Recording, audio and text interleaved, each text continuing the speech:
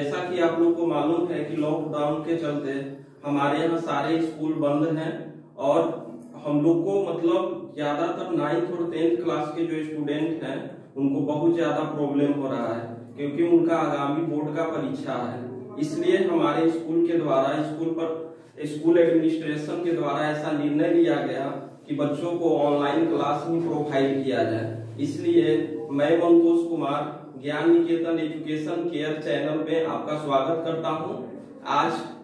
आज का class math का मैं स्टार्ट करने जा रहा हूं, जिसका फर्स्ट टॉपिक है real number.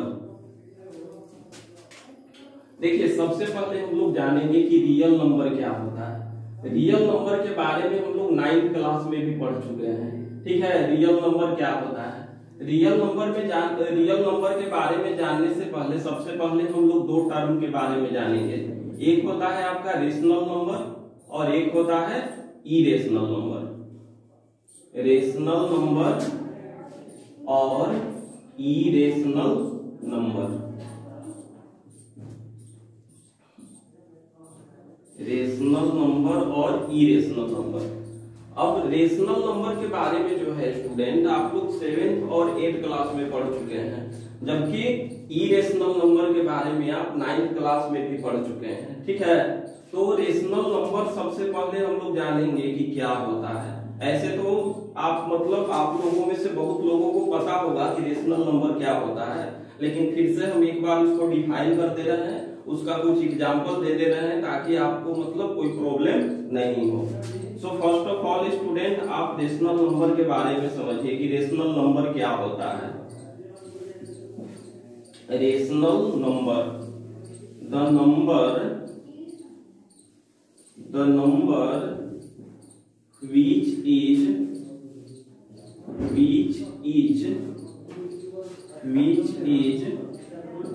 in the form of p by q, in the form of p by q।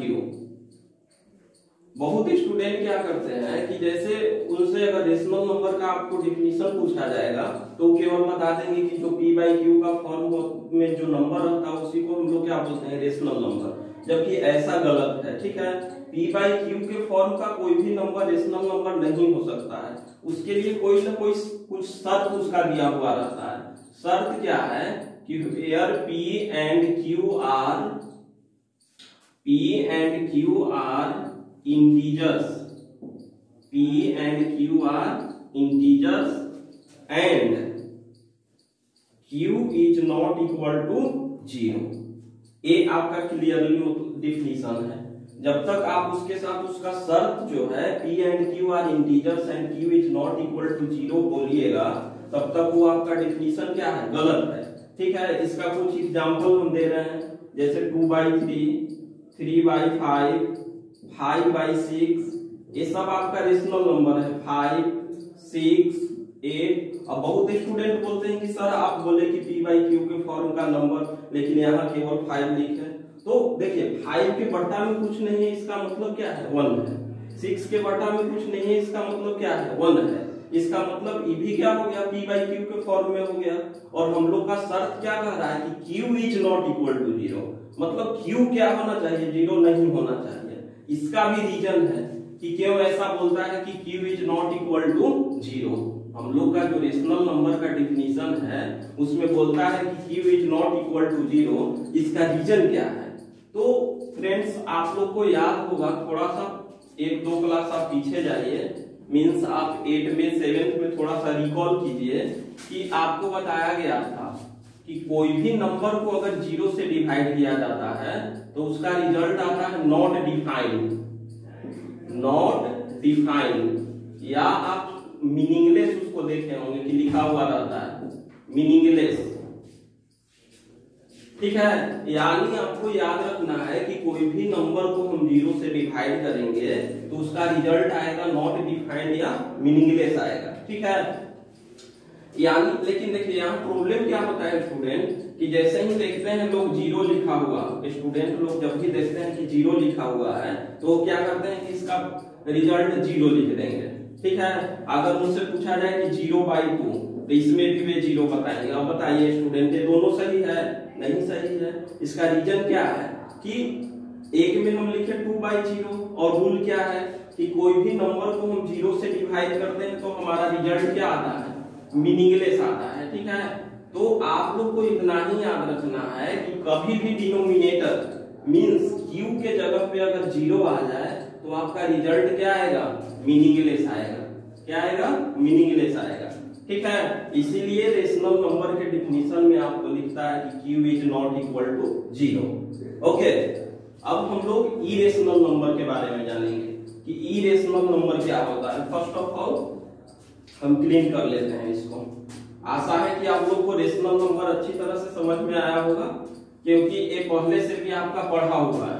ठीक है, थोड़ा सा इसके डिफिनीशन में जो आपको शर्त दिया हुआ है उसको आप थोड़ा सा याद रखिएगा, क्योंकि बहुत सारे स्टूडेंट से जब डिफिनीशन पूछा जाता है तो उसका शर्त नहीं बताते हैं, केवल वो इतना ही याद रखते हैं p/q के फॉर्म का जो भी नंबर हो उसको हम लोग क्या बोलते हैं, रेशनल नंबर बोलते हैं। ठीक है, उसका शर्त भी आपको क्या करना है, याद रखना है, तभी वो आपका क्लियरली सही होगा। ठीक है, ओके। अब नेक्स्ट आपका इरेशनल नंबर। इरेशनल नंबर, देखिए इरेशनल नंबर के बारे में आप 9th क्लास में पढ़ चुके हैं। इरेशनल नंबर के बारे में आप 9th क्लास में पढ़ चुके हैं। ठीक है, सिंपली इरेशनल नंबर क्या होता है हम इसके बारे में जानेंगे। रेशनल नंबर के बारे में तो हम लोग समझ गए, इरेशनल जस्ट उसका अपोजिट है। मींस कहने का मतलब है कि इरेशनल नंबर वैसा नंबर है जिसको हम लोग p/q के फॉर्म में एक्सप्रेस नहीं कर सकते हैं। The number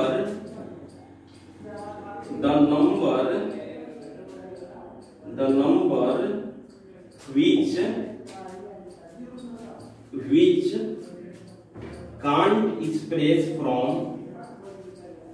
can't express in the form of p/q। बस इतना ही आप लोग को याद रखना है कि वैसा नंबर जिसको हम लोग p/q के फॉर्म में एक्सप्रेस नहीं कर सकते हैं। जस्ट आपका एग्जांपल हो गया √2 हो गया, √3 हो गया, √5 हो गया, √6 हो गया, √8 हो गया। ये सब आपका क्या है, इरेशनल नंबर है। आप इसको p/q के फॉर्म में मतलब आप इसको एक्सप्रेस नहीं कर सकते हैं। जैसे आप लोग 8th क्लास में एक चैप्टर पढ़े होंगे स्क्वायर एंड स्क्वायर रूट, पढ़े हैं आप लोग ना, स्क्वायर एंड स्क्वायर रूट। तो उसमें आप लोग देखे थे कि √2 का वैल्यू क्या होता है, 1.414 डॉट डॉट। मींस क्या है, आप डॉट डॉट का मतलब क्या है कि ये कंप्लीटली डिविजिबल नहीं है। ठीक है, ये नॉन टर्मिनेटिंग है और ये मतलब आपका इंफिनिटी तक जाएगा। ठीक है, तो √2 √3 या सिंपली आप समझ सकते हैं कि इरेशनल नंबर का मतलब है कि जिसका रूट से पूरा वैल्यू नहीं निकले। अब सपोज मान लीजिए कोई आपसे पूछ दिया कि बताइए √4 रेशनल है कि इरेशनल, तो आपको फर्स्ट ऑफ ऑल क्या करना है, देखना है कि √4 का पूरा वैल्यू निकल रहा है कि नहीं। तो सिंपल है, √4 का वैल्यू क्या हो जाएगा, 2 हो जाएगा, जबकि 2 के बट्टा में कुछ नहीं है तो क्या है, 1 है, यानी ये p/q के फॉर्म में आ गया। इसका मतलब क्या है, आपका रेशनल हो गया। ठीक है, यानी √4 जो है इरेशनल नहीं है। ठीक है ना, तो रेशनल और इरेशनल के बारे में आप समझ गए। और जो रियल नंबर है वो रेशनल नंबर और इरेशनल नंबर का आप एक समझ सकते हैं कि फैमिली है। ठीक है, मींस रेशनल नंबर और इरेशनल नंबर को मिलाने से जो नंबर प्राप्त होता है उसी को हम लोग क्या बोलते हैं, रियल नंबर बोलते हैं। जैसे आप लोग पहले की क्लास में 3-4 क्लास में एक पढ़े थे नेचुरल नंबर, पढ़े थे नेचुरल नंबर, और एक था आपका क्या, होल नंबर, होल नंबर। ठीक है, तो आपसे पूछा जाता था कि नेचुरल नंबर और होल नंबर में डिफरेंस क्या है, तो आप लोग बताते थे कि जो नेचुरल नंबर है मींस काउंटिंग नंबर है। मींस जहां से हम लोग काउंट करना शुरू करते हैं वो क्या हो गया, नेचुरल नंबर हो गया। और होल नंबर मतलब नेचुरल नंबर के फैमिली में जब हम लोग 0 को इंक्लूड कर देते थे तो वो क्या हो जाता था, होल नंबर। तो उसी तरह से आपका रियल नंबर भी है। रियल नंबर के फैमिली में जब हम रेशनल और इरेशनल दोनों को इंक्लूड कर देते हैं तो आपको जो नंबर प्राप्त होता है वो क्या हो गया, आपको रियल नंबर। मींस कहने का मतलब है कि रियल नंबर में जो है दोनों आ जाएगा। रियल नंबर का मतलब है, रियल नंबर का मतलब रेशनल और इरेशनल दोनों से है। रेशनल और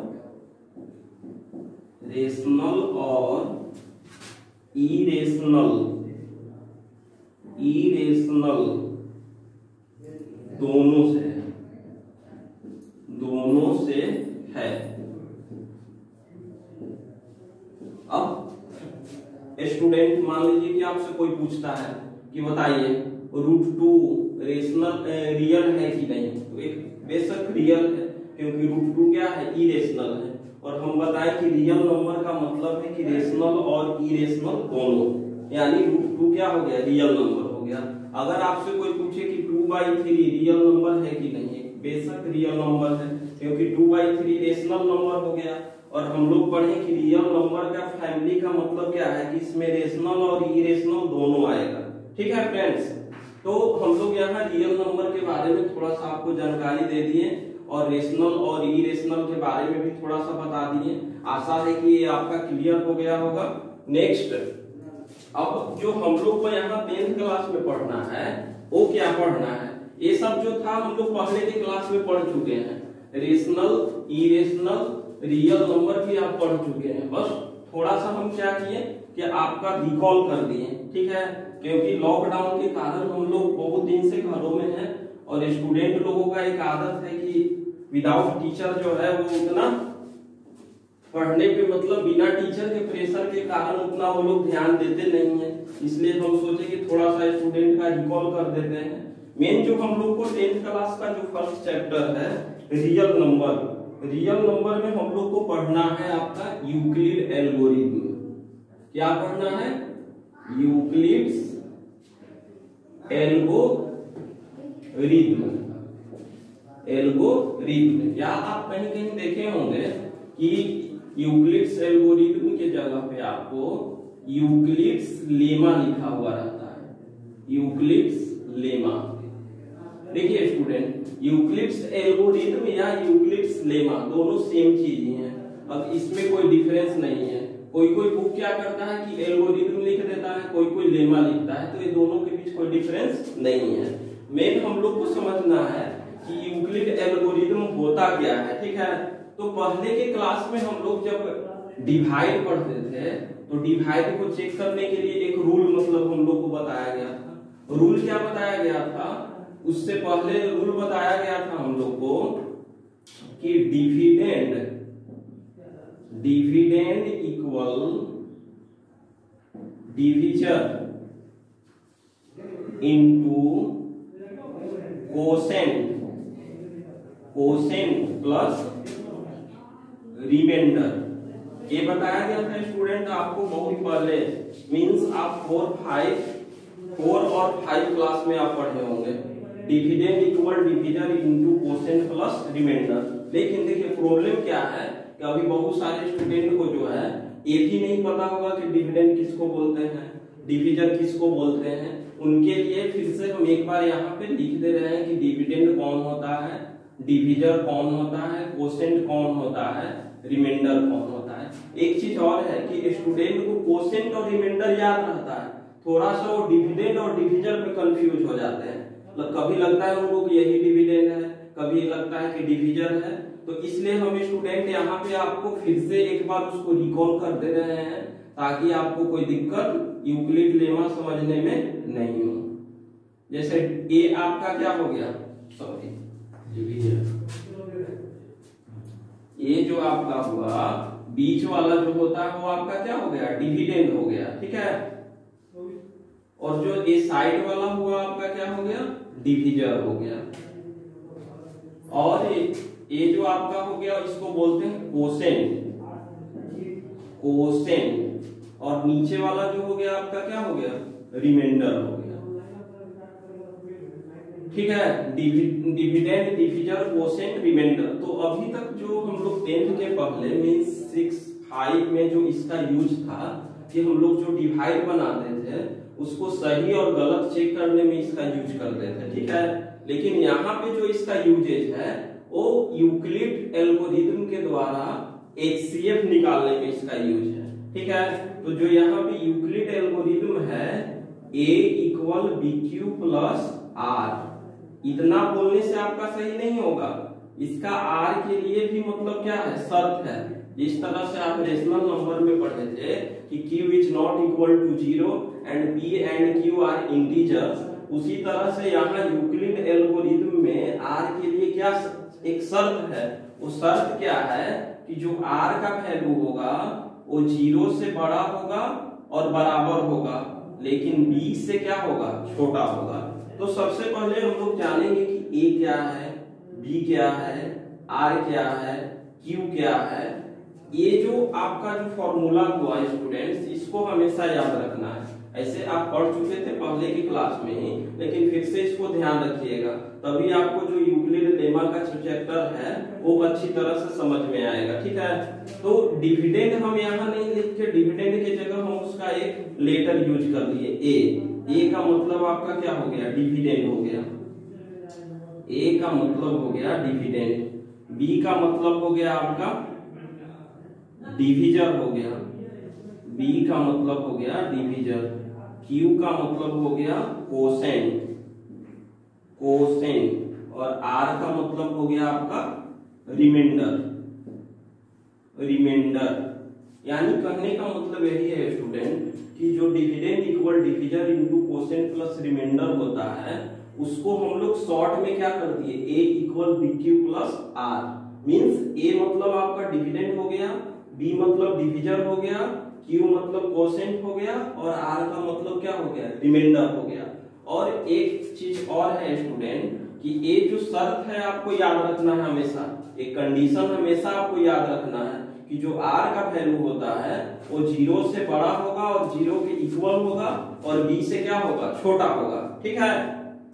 नेक्स्ट, जैसे आप कोई भी डिवाइड कर लीजिए, जैसे मान लीजिए कि आपको 5 से डिवाइड करना है 22 को, तो हम लोग डिवाइड करेंगे 5 4 जा 20, मींस यहाँ क्या आ गया, 2 आ गया। अब देखिए यहाँ जो आपका b का वैल्यू है वो क्या है, 5 है, और r का वैल्यू क्या आया, 2 आया। और हम लोग जो कंडीशन था उसमें पढ़े थे कि जो r का वैल्यू है वो 0 से मतलब क्या हो सकता है, बड़ा हो सकता है। तो r का वैल्यू 0 से बड़ा मतलब क्या है, r इक्वल 2 है। लेकिन एक कंडीशन पे ये भी दिया था कि वो b से क्या होगा, छोटा होगा। तो b आपका क्या है, 5, तो r का वैल्यू जो 2 है वो b से क्या है, छोटा होगा।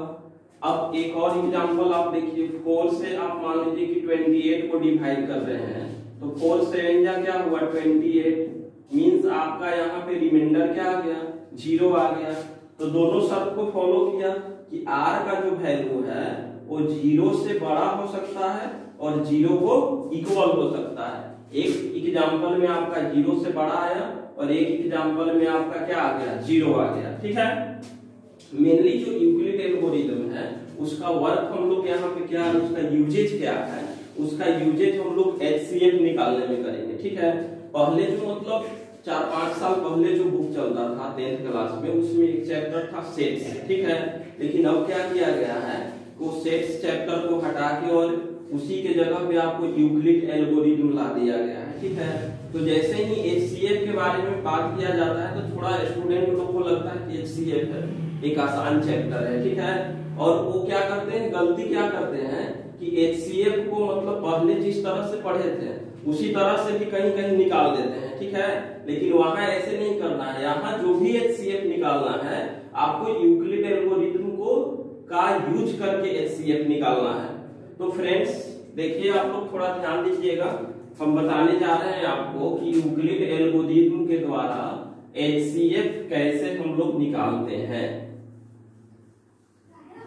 अगर किसी स्टूडेंट को मतलब समझने में कुछ दिक्कत हो रहा होगा तो आप यहाँ से स्क्रीनशॉट ले सकते हैं या कोई कॉपी लेके आप बैठिए, उस कॉपी पे आप नोट कीजिए, ओके। अब देखिए HCF जैसे मान लीजिए कि क्वेश्चन है आपका find the HCF of 36 and 54।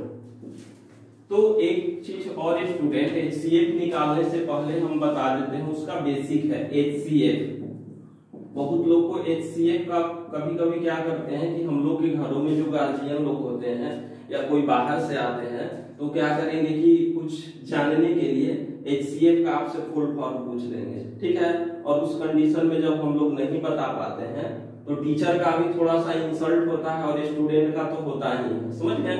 इसलिए इसका हम फुल फॉर्म यहाँ पे लिख दे रहे हैं, हाईएस्ट कॉमन फैक्टर। ये आप बहुत पहले पढ़ चुके थे, 4 क्लास 5 क्लास में आप पढ़े थे HCF का full form highest common factor. अब देखिए HCF कैसे निकलता है। क्वेश्चन हम लोग को क्या दिया हुआ है 36 and 54, ये हम लोग का क्वेश्चन है 36 and 54। तो सबसे पहले हम लोग क्या करेंगे, इसमें से जो बड़ा है उसको हम लोग पहले नोट करेंगे। तो इसमें जो सबसे बड़ा है वो क्या है 54 और छोटा क्या है 36। तो हम यहाँ पे क्या करेंगे कि साइड में ही, बहुत स्टूडेंट क्या करते हैं कि इसको रॉक पे निकालते हैं, ठीक है।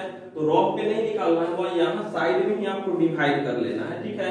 तो जो छोटा नंबर है उससे बड़े नंबर को हम क्या करेंगे डिवाइड करेंगे। मींस 36 से हम 54 को क्या करेंगे डिवाइड करेंगे। यहाँ सामने ही डिवाइड करना है स्टूडेंट, ऐसा नहीं कि आप रॉक पे डिवाइड कीजिए, ठीक है। बहुत स्टूडेंट क्या करते हैं कि एक दूसरे के कॉपी से मतलब चिट कर लेते हैं और बोलते हैं कि सर हम रॉक पे निकाले, ऐसा नहीं करना है, यहाँ सामने ही आपको निकालना है, ठीक है। और इस तरह से आपको समझना है कि चीटिंग करने का जरूरत ही नहीं पड़े, क्योंकि 10th क्लास का जो यूक्लिड एल्गोरिथम है एकदम इजीएस्ट चैप्टर आप कह सकते हैं, ठीक है। तो देखिए 36 से हम 54 को डिवाइड करेंगे तो 1 टाइम्स में यहाँ लगेगा, आपका रिमाइंडर कितना आ गया 18 आ गया। यानी हम 54 की जगह पे स्टूडेंट 36 into 1 + 18 लिख सकते हैं स्टूडेंट, क्योंकि अभी हम लोग कुछ देर पहले पढ़े थे कि dividend equal division into quotient plus remainder. उसी के फॉर्म में हम क्या किए, इसको तोड़ दिए। या आप कह सकते हैं कि a = bq + r के फॉर्म में हम क्या कर दिए, इसको तोड़ दिए, ठीक है। एक चीज और याद रखिएगा स्टूडेंट कि कोई भी नंबर है, ठीक है ना, उसको आप a = bq + r के फॉर्म में उसको लिख सकते हैं। जब आप कभी भी डिवाइड कीजिएगा तो डिवाइड करके उसको आप इस फॉर्म में लिख सकते हैं, ठीक है। तो अब बहुत लोगों के मन में एक क्वेश्चन होगा कि अब हम कब तक डिवाइड करते रहेंगे। बहुत लोगों का ऐसा मन में विचार आ रहा होगा कि हम कब तक डिवाइड करते रहेंगे। तो उसका शर्त है स्टूडेंट कि जब तक आपका रिमाइंडर 0 नहीं आ जाएगा तब तक आपको डिवाइड करते रहना है, ठीक है। तो देखिए हम 54 को 36 से डिवाइड किए तो हम लोग का यहाँ क्वोशिएंट क्या आया 1 आया और रिमाइंडर क्या आ गया 18। मींस हम 54 को 36 into 1 + 18 लिख सकते हैं, ठीक है स्टूडेंट। अब नेक्स्ट स्टेप में आपको क्या करना है कि 18 से 36 को डिवाइड करना है। मींस इधर से जो शुरू वाला है और इधर से जो लास्ट वाला है, यानी 36 से हम 36 को डिवाइड करेंगे 18 से। तो यहाँ आप साइड में डिवाइड कर लीजिए 36 को 18 से, तो 18 2 जा 36, यानी रिमाइंडर आपका क्या आ गया 0 आ गया। यानी हम यहाँ पे लिख सकते हैं कि 18 into 2 + 0। अभी हम क्या बताए थे आपको स्टूडेंट कि जब तक हम लोग का रिमाइंडर 0 नहीं आएगा तब तक ने डिवाइड करते रहना है। अब हम लोग का यहाँ पे रिमाइंडर 0 आ गया, मींस इसके आगे हम लोग को डिवाइड नहीं करना है, ठीक है। तो क्वेश्चन अब आप लोग सोच रहे होंगे तो मेरा HCF क्या हुआ, क्योंकि क्वेश्चन में आपका दिया हुआ है कि फाइंड द HCF। तो अब समझना है कि हम लोग का HCF क्या हुआ। तो HCF जो हुआ आपको यही ध्यान देना है कि किससे डिवाइड करने पे 0 आया। अभी जो हम लोग यहाँ रिमाइंडर 0 आया हम लोग का, तो कौन से नंबर से हम डिवाइड किए कि आपका रिमाइंडर क्या आ गया 0। तो वो नंबर आपका है स्टूडेंट 18।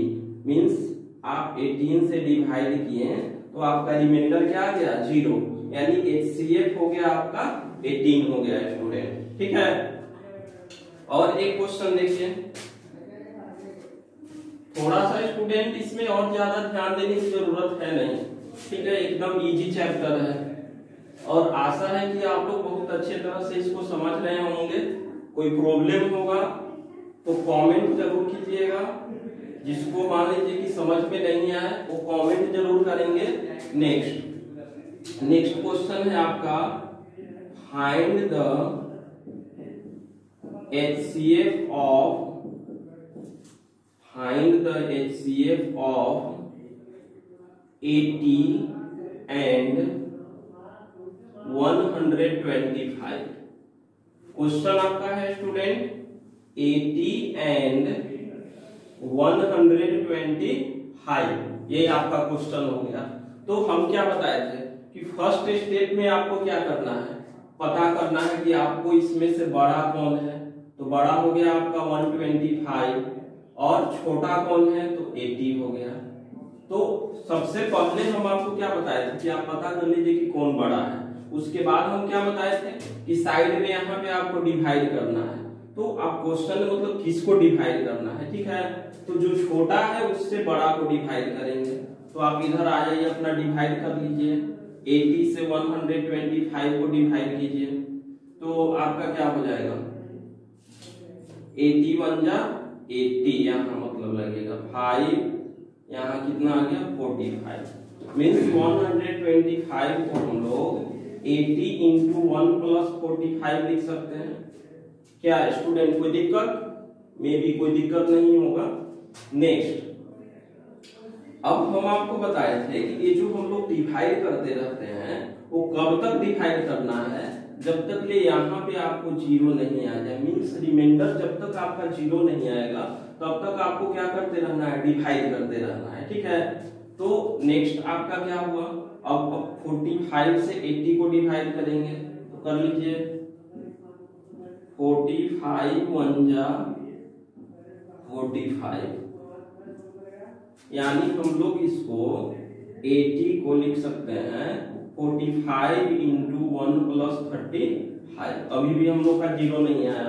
फिर नेक्स्ट में करना है तो नेक्स्ट में हम 35 से 45 को डिवाइड करेंगे तो कर लीजिए 35 1 जा, यानी आपका क्या आ गया यहाँ पे 45 के जगह पे 35 इंटू 1 प्लस क्या आ गया 10।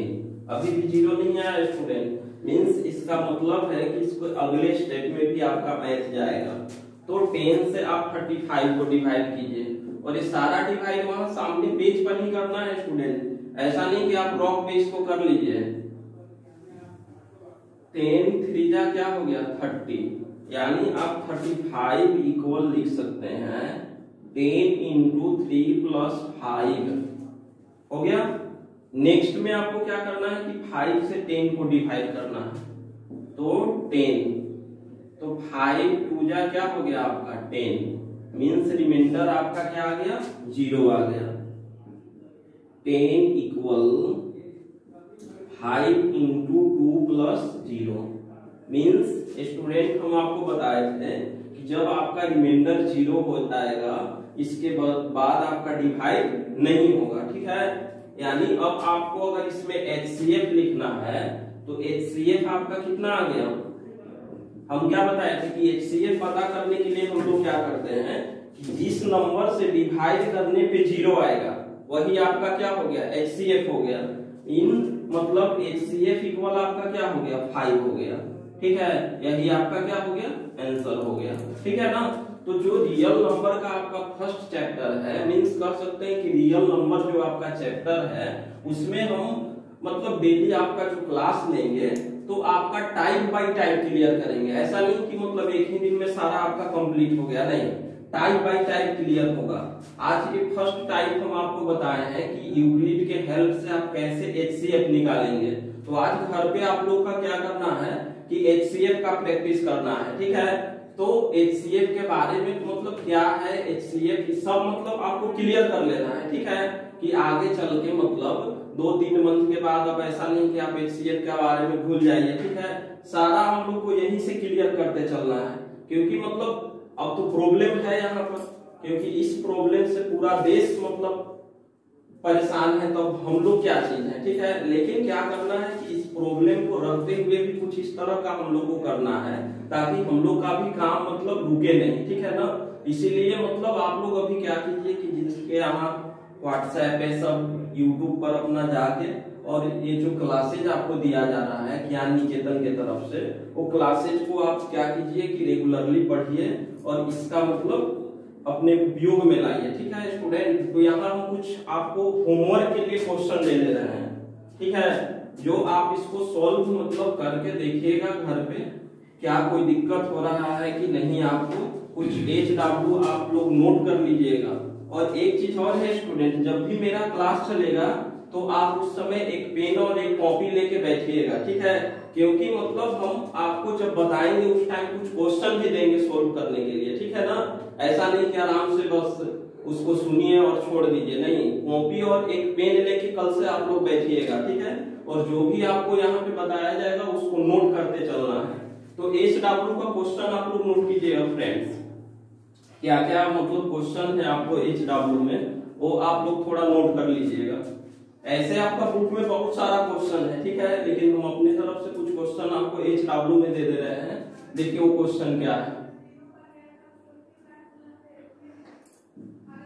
Find the HCF of following numbers.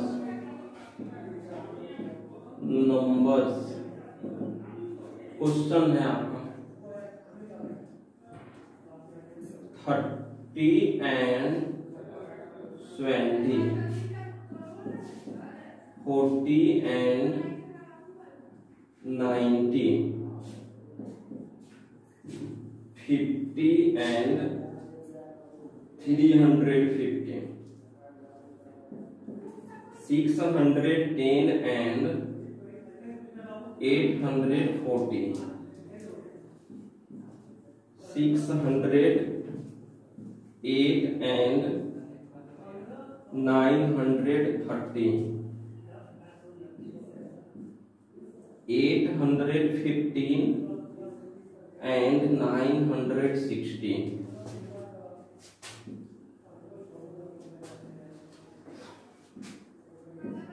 3005,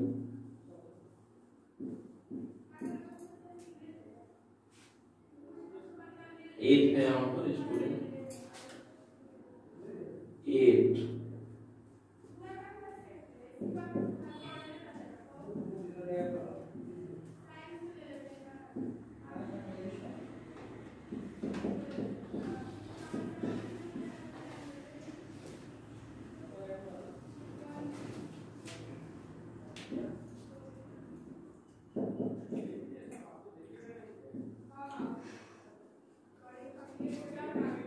okay student, ये आपका HW है, ठीक है। और मतलब मेरे सभी स्टूडेंट से मेरा रिक्वेस्ट है कि क्वेश्चन आपको दिया गया कम से कम इसको मतलब बनाने का कोशिश कीजिएगा। और मेरा जो नेक्स्ट क्लास है आपको कल प्रोवाइड किया जाएगा, जो हम रियल चैप्टर आपका रियल नंबर ही रहेगा, लेकिन इसके अगले टाइप को कल हम आपके सामने प्रस्तुत करेंगे। Okay student, thank you.